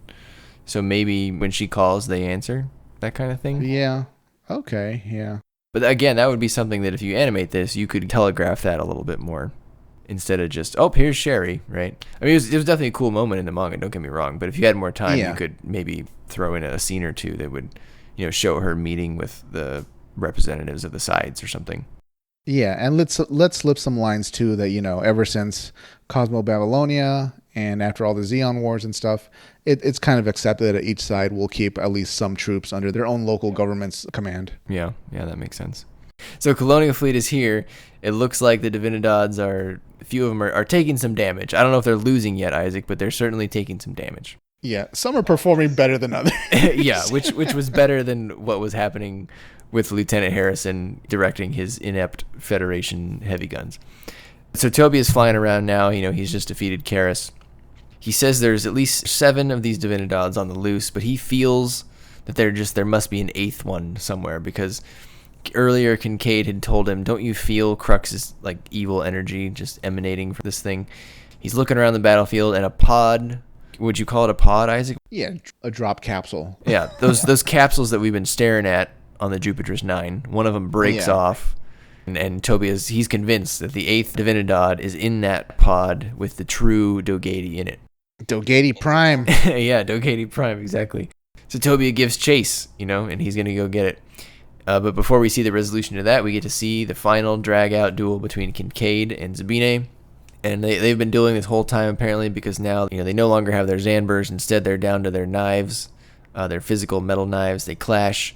Kincade catches the X2's blade in the X1's mouth, and then in return he stabs the X2 cockpit with his own blade, basically, killing Zabine. He tells Zabine the ultimate diss, right? At this point, he tells Zabine what we've all been thinking this whole time, right? The woman you want to rule your aristocracy doesn't think that aristocracy is the right way to go. Therefore, you were wrong from the beginning. Like your whole thing doesn't make any sense. Yeah. I kind of thought there'd be a longer battle between them, but it was a nice change, right? To have Zabine knocked out so quickly. And again, if it was an anime, you could expand it a little bit more. I mean, this would be a great time to show off a beam saber fight between the X1 and the X2. Those beam Zanbers are pretty cool. So if they ever do animate it, which I think they will someday, I think it'll be a cool scene. So at this point, Kincade won. Zabine's dead. Kincade looks for Tobia, you can see that Tobia has reached that final pod now, and the final Divinidad bursts out. And again, the panel is just so menacing. The Divinidad looks terrifying. I'd say overall, especially this last volume, the author, Hosokawa, has done a great job of conveying the scale of the Divinidads, just how massive they are. That first shot where like all 7 of them emerged, that was amazing. Yeah. And there was a little Batala flying in the front to give you a sense of how big these things were. And then you mentioned when it tore the Klopp in half. I mean, that thing is massive to just tear a Klopp in half. And then again here, the way this is drawn, you really see how big the Divinidad is relative to the X3. And so if you're the reader and you're rooting for the X3, it is just completely dwarfed by this Divinidad thing. Tobia is standing in front of Crux now in the X3. And Isaac, am I imagining this, or did this Dogatie Prime, did he look a little more decrepit than the others? He absolutely looked more decrepit. He has no hair. He looks visibly more aged, and his mask is different, and he has wires going into his head that are kind of different. It's definitely Dogatie Prime. Tobia wonders how to fight him, and Tobia is worried that the Divinidad is so big it must have reactors all over its body. And he's worried about what happens if all this stuff goes off at once. He thinks that they might have enough poison in it to poison the whole world. But he doesn't really have much time to think, Isaac, because they start falling toward Earth. I guess that was Dogatie Prime's plan here, right? I mean, he felt that the Jupiter's 9 was kind of on its last legs, so he figured, well, I'm just going to go deliver these nukes right to Earth. I would assume so, because he did say before he actually got into the Divinidad that, those fools in the Jupiter Empire, it's up to me to do it or whatever. Yeah. So I imagine his mobile armor actually getting to Earth while leaving the fake Dogaties to battle it out he'll still be able to do a lot of damage, or at least he thinks he can. So him and Tobia, they fall to Earth, and not only do they fall to the Earth, Isaac, they fall into the ocean. You brought up the flex about the water earlier. Did you also catch this, that the final battle is taking place in the water? Yeah, it's a pretty rare place to fight in Gundam too, right? I mean, aside from not Unicorn, Hathaway's Flash, I can't think of there being too many final boss battles that were on an ocean. And Tobia figures out a good way to kind of tackle these Divinidads. His new plan is to cut them into smaller pieces. So he slices off one of Dogatie Prime's sort of Divinidad leg sections, I'll call it. And before that finishes, we flash back to space. And apparently the colonial forces, Isaac, are just kicking ass. One of the Divinidads up there explodes, so clearly they're making progress. They're tipping the scale based on sheer volume, I would imagine. No matter how great you make a mobile armor, at the end of the day, I think we all know mobile armors, their history is them doing a lot of damage but being destroyed in the end. I thought it was funny the way the panel was drawn, because there's literally just a bunch of like small suits on each Divinidad just kind of chipping away. And again, this would look great in animated form. This whole final battle would be amazing, Isaac. Yeah, these Divinidads, they look very intimidating, coming out of the Jupiterus, but now that we're seeing them handle like multiple mobile suits at once, I think they clearly were relying on having a lot of their own Jupiter mobile suits backing them up, right? Yeah, or it could be that Dogatie's just not a good pilot. I mean, Tobia mentioned that Oh at some yeah, point. He said, like, did it imply yeah. that piloting is not his strong suit or something like that? Right. He was like, I still have a chance. I still can. I mean, he's powerful, but I can still. I actually have training and Right, experience. like, yeah. Dogatie's been a throne forever, so maybe they put like post-it notes on his like his cockpit. You know, like this is the beam cannon. You know, this moves your arms. Don't forget, watch your temperature gauge. And so all the Divinidads apparently are down, except the last one on Earth that's fighting Tobia in the water. And here Dogatie gives us his final rant, Isaac. And I mean, what does he tell us? This is his big reveal. He tells us that essentially he's attacking Earth because he's bitter. He doesn't even care about the Jupiter Empire, really. This has just been to make Earth a desolate place because they rejected him and he had to grow up with all this nice stuff, and he just wants it to become a dead world. He seems very proud of the fact that he turned Jupiter from a world of nothing, I think, he calls it, to a world where humans could live in a matter of 70 years. And he says when he asked the Federation for water and food, that they gave them nothing. And that actually sounds right up the Federation's alley, right? Right. I mean, knowing the Federation, it might not have been so much willful as it was, you know, they lost the request, or you know, they were having 20 committee meetings on, you know, what type of water to send, what type of food, and you know, all that Federation slow stuff. Yeah. He also said they like matched him with an Earth woman, hoping to like placate him, and that's where Bernadette came from. But every time he would look at Bernadette's mother, he like felt disgust because she was so cheery and optimistic, and you could only be that way if you grew up on Earth, where you know everything's handed to you, and not Jupiter, where you have to fight for like every breath. Despite what Bernadette was thinking and her optimism, this line about him, you know, how much he viewed the mother of his daughter, how poorly he viewed her, that really closes the book on Dogatie having no redeeming qualities. Say what you will about a lot of the villains that we've seen in Gundam, and almost all of them have some redeeming qualities, but Dogatie is just a zero. He admitted that the woman, Bernadette's mother, was a kind woman. Yeah. And he said that it felt like he couldn't direct his anger at her. But clearly he doesn't like her because of the projection, the way that it makes him feel. He feels the world has rejected him, so he'll just destroy it all. Is there any way that Bernadette was right, or was she just completely wrong? I think she was completely wrong. Comment below if you think Bernadette was right, but I'd love to hear why. She was wrong on all counts. Dogatie has no redeeming qualities. I was kind of hoping for maybe, you know, we hear a line from him like, you know, oh, Bernadette, she has, you know, the last good in me or something, or, you know, she could have been what Jupiter will be like, you know, in the future. She's a good person, and she'll be able to be the new type of human we want in a final, you know, an Earth sphere under Jupiter control, something like that. But no, that never even comes up. It's just destroy and kill Earth. If Bernadette was to have been right, what I was expecting was them to reveal that, you know, the other 9 fake Cruxes had sort of overwhelmed the original Crux, and he was still a good guy or something like that. But they clearly didn't do that, right? I mean, if this is really Dogatie Prime, then, like you said, he's not a nice guy.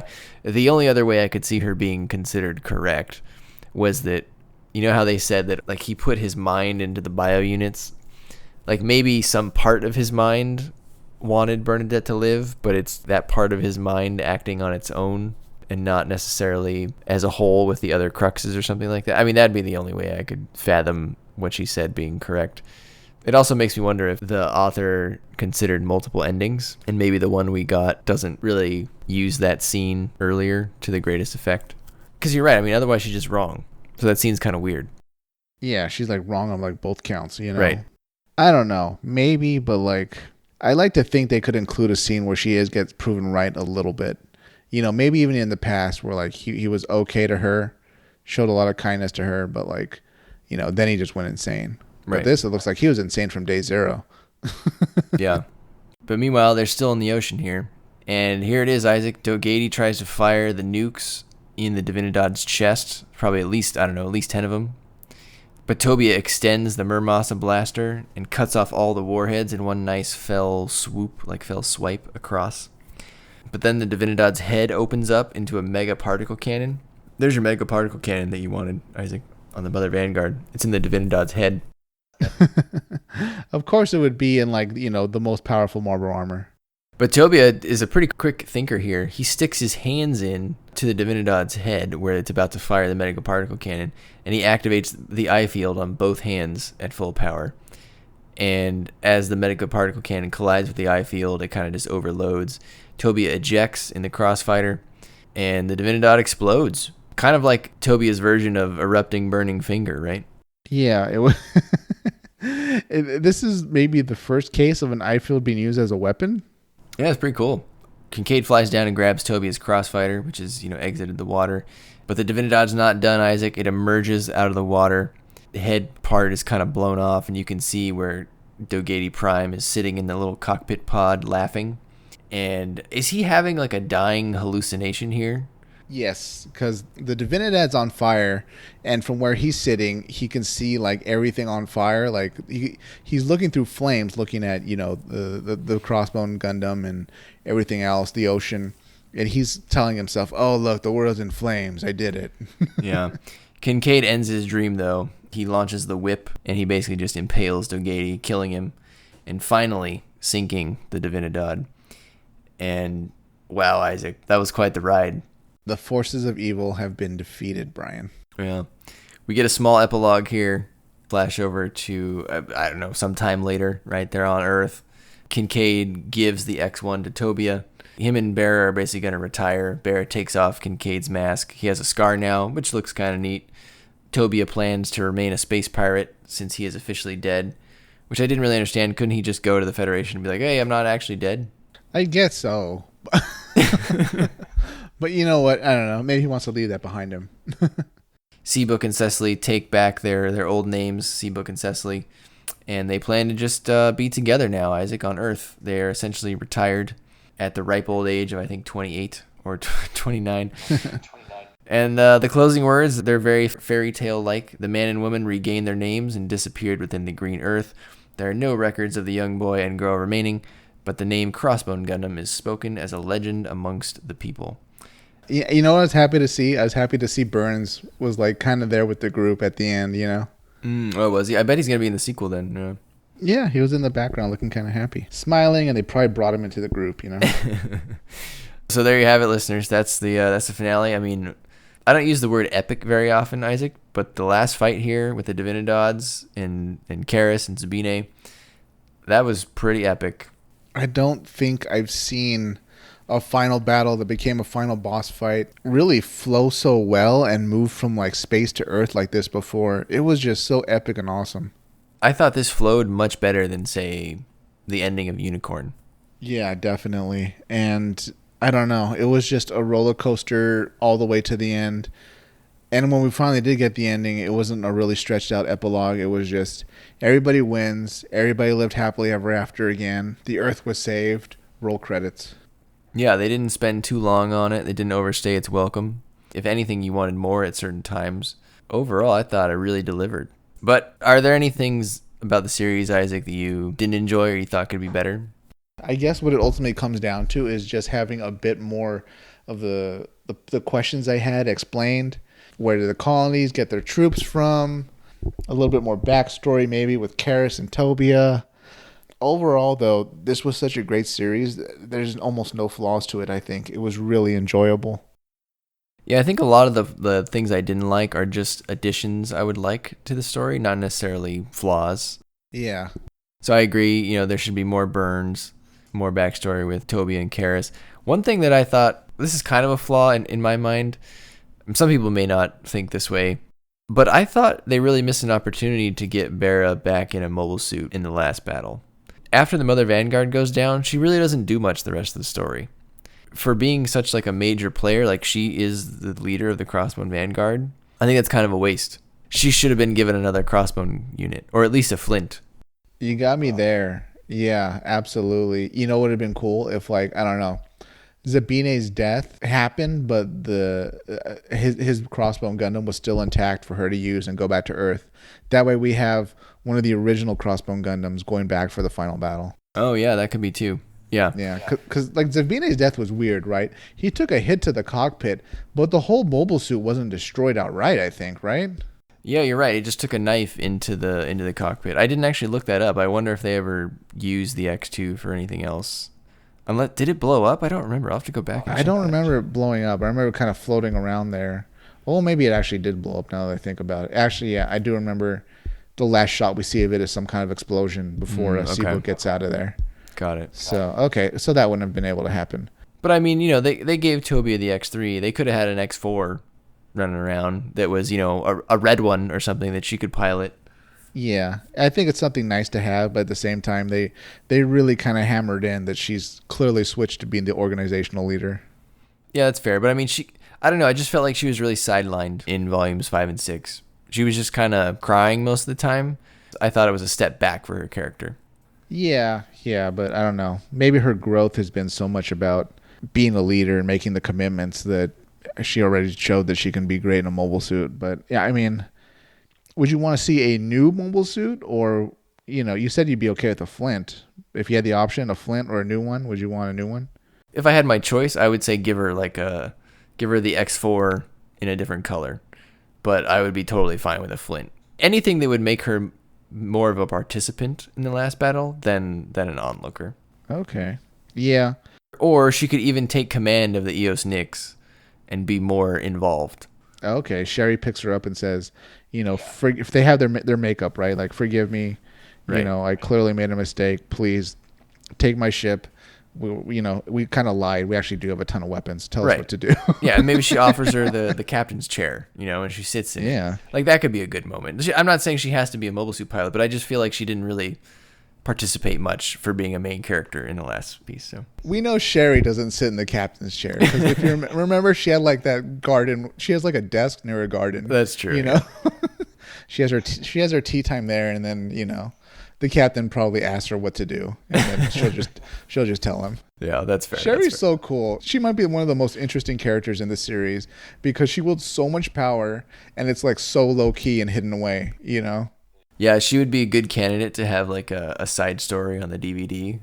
That's very that goes into her like political dealings, which is maybe not something that makes it into like the main OVA.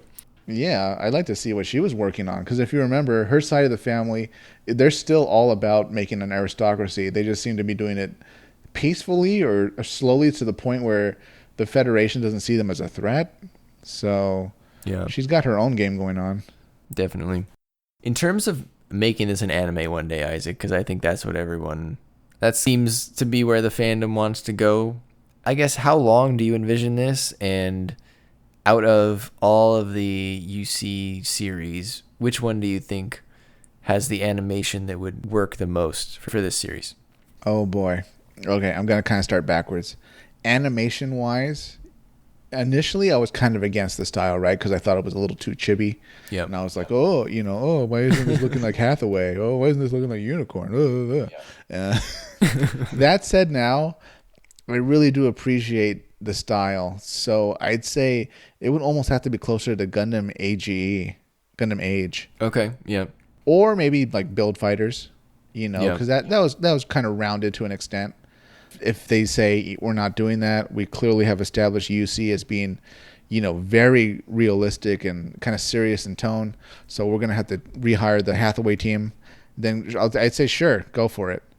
As far as length, I would appreciate each volume be treated as a 2-hour feature. Okay. Yeah, that could work. That means things might have to be stretched out and fleshed out more. So be it. I think that gives us plenty of room to get it done right. I'm not sure if these 6 volumes could be turned into 50 episodes. That might be too long. Yeah, I think that's a little long. We have to remember, to an extent, this is a side story. It's a great side story, but it's very much a post F91 6-episode sequel. So let's treat it the same way. How about you, Brian? What are your thoughts on animation style, if and when this comes to production, and also length you would like it either in a movie format or episodes? I would be totally fine if they just adapted it in the style that it is. It's a very 90s style that is very nostalgic for like the 80s style. A lot of the characters, the way their hair looks, it reminds me of some like 80s anime. And I'm totally okay with that. I don't think they'll do that because I think that would be too brave of a move. I mean, Gundam is a very corporate property, right? Like they have to make the decision they think will make them the most money. So I don't think they'll probably... We have to sell models. Yeah, I don't think they will animate it the way that it looks.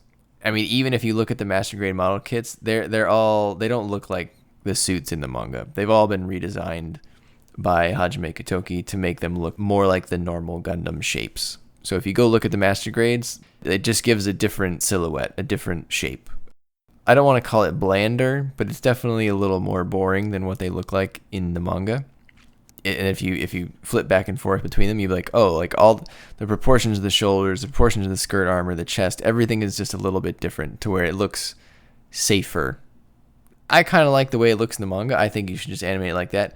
But I think if I had to pick another show, I would agree that Age or Build Fighters is probably what they would go with to get a happy middle ground. If I had to pick one out of UC, though, some of the 8th MS team character designs are a little softer.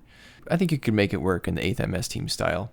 That'd be interesting. Yeah, their characters are definitely kind of softer design, but the suits themselves are very, very tech, right? Very hard military. Yeah, but they're not quite as tech as like 083 is or Hathaway's Flash is, I don't think. Yeah, that's true. Good point, yeah. And then length, if this was a shonen manga, kind of like, Dragon Ball, One Piece, that kind of thing, usually you get like 2 chapters per 1 episode. Some of these chapters felt a little longer than those style chapters. I think it was 27 chapters total. So yeah, it's definitely not enough, I don't think, for a 50 episode show.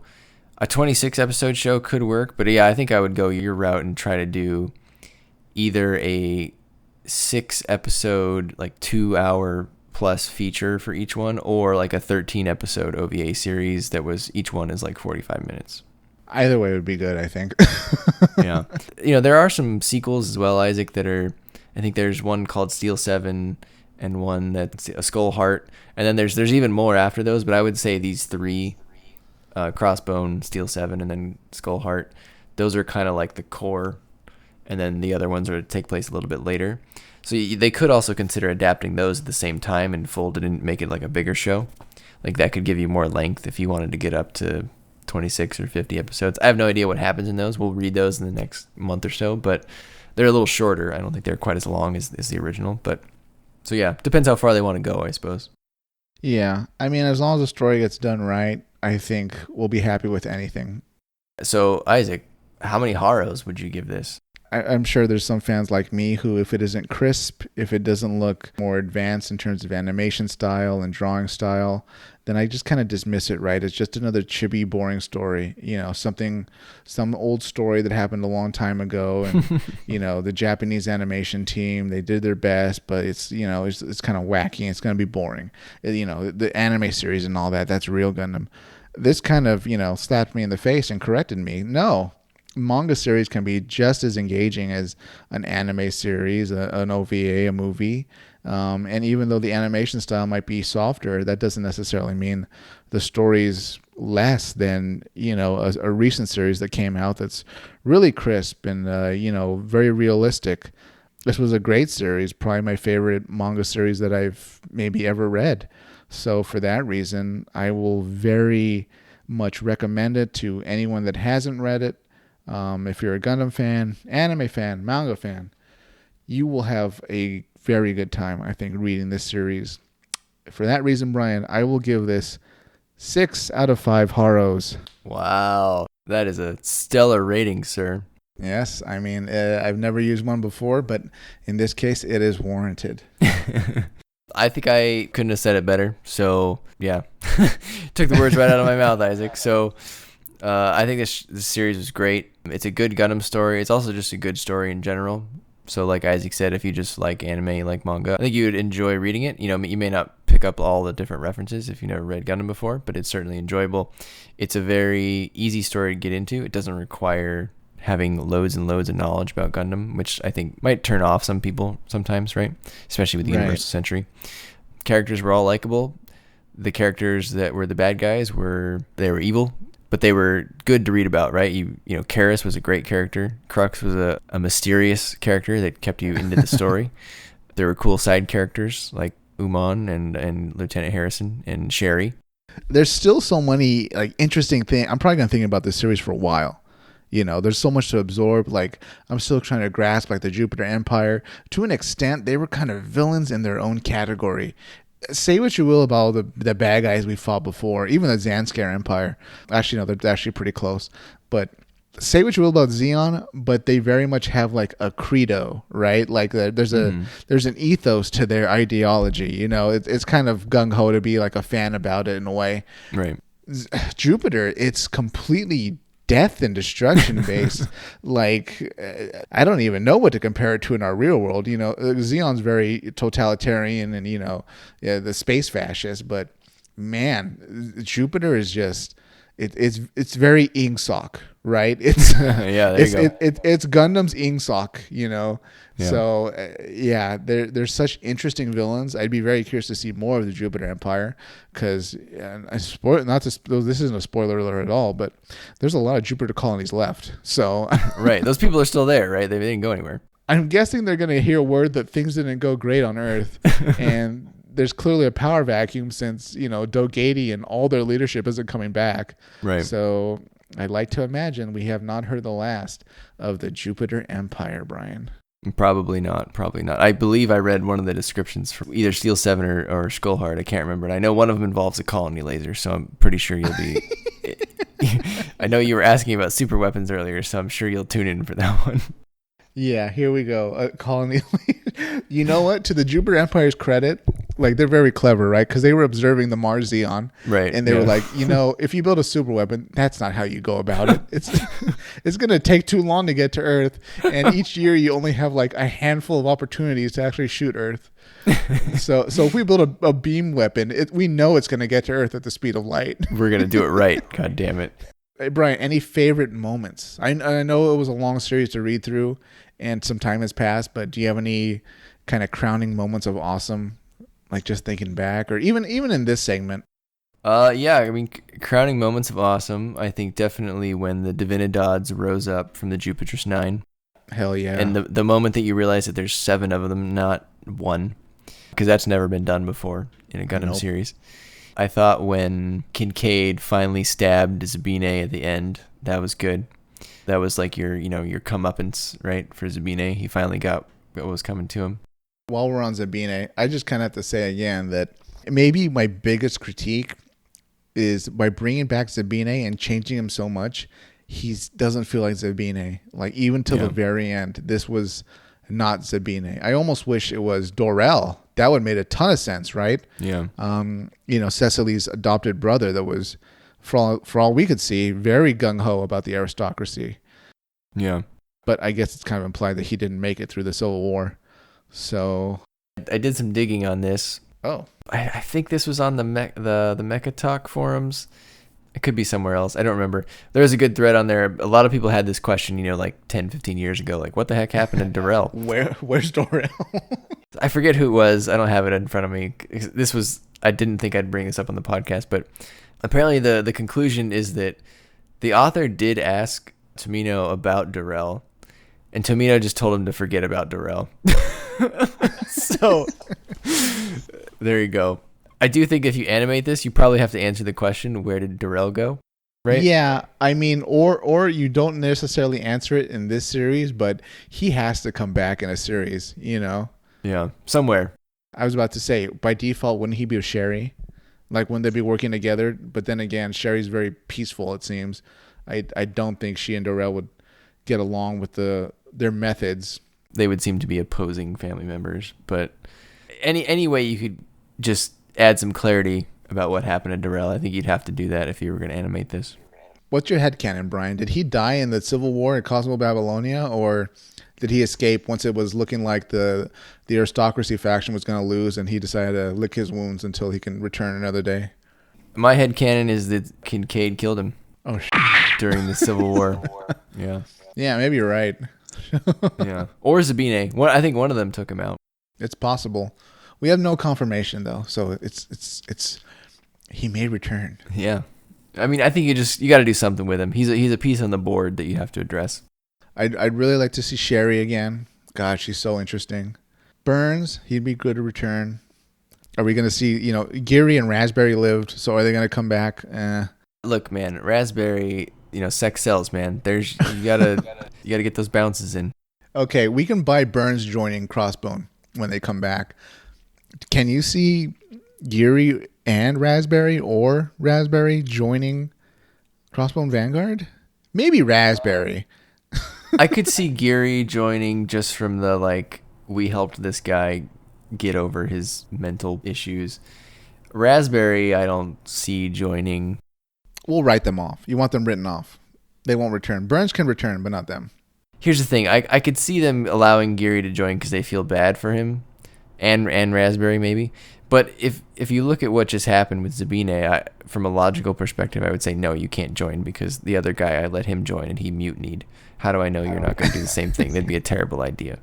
In their defense, they're Jupiter Empire veterans, so I'm sure whoever they identify as their leader, they'll follow their words to death. Yeah, could be. Zabine was thinking on his own too much, The other last crowning moment of awesome. I actually thought the ending with Tobia shoving his hand into the mega particle cannon and activating the eye field, I thought that was great. That was totally a Tobia thing to do. He's very resourceful, just like Kincade, which makes sense because he learned to pilot from Kincade. The battle ended with something that was unique to the X3. Yeah. So I thought that was a great way to end it. It fit the character doing the action, that's something that makes a great ending, right? Right. If you think of great endings, you think of recent examples, like in Avengers Endgame, Tony making the snap and saying, "I am Iron Man." That's something that only Tony would do. Well, this is something only that Tobia would do. Only he had the eye field, and it fits his very direct style of combat. Like in the beginning, he didn't even know how to use the Muramasa blaster, so he was just banging on those Dionas with it like a club, because that's just what he does. He just goes in and does it. He's very headstrong. So I thought it really worked out. Yeah. I also feel like we've never seen an attack work like that, where the eye field bends the beam back into the attacker and destroys him. And also, going off what Tobia said about, Dogatie is not really a trained pilot. If there was a trained pilot in the Divinidad, would he have known that mobile suit has eye fields? I should be pretty careful about how I use my beam weapons. No way. I don't think so. Okay. Not unless he had a scouting report, But even then, what are you going to do? Not use your mega particle cannon? Yeah. I think you got him.